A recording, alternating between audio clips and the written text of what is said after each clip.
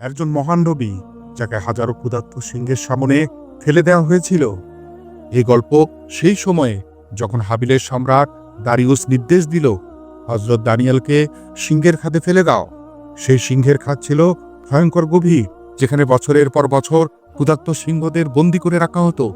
মৃত্যুর সবচেয়ে ভয়াল সাজা। কিন্তু কেন? কারণ হযরত দানিয়েল আলাইহিস সালাম মূর্তি পূজা করতে অস্বীকার করেছিলেন। তিনি শুধু আল্লাহর সামনে সিজদা করেছিলেন। অন্ধকার রাত নেমে এলো। চারিদিকে গর্জনরত সিংহদের চোখে লাল আগুন।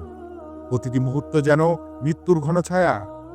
হযরত দানিয়েল মাথা নত করলেন, আল্লাহকে ডাকলেন হৃদয়ের গভীর থেকে। ভোর হলো। সম্রাট দারিউস কাপা কণ্ঠে গর্তের সামনে দাঁড়িয়ে চিৎকার করে বলল, হে দানিয়েল, তোমার রব কি তোমাকে রক্ষা করতে পেরেছে?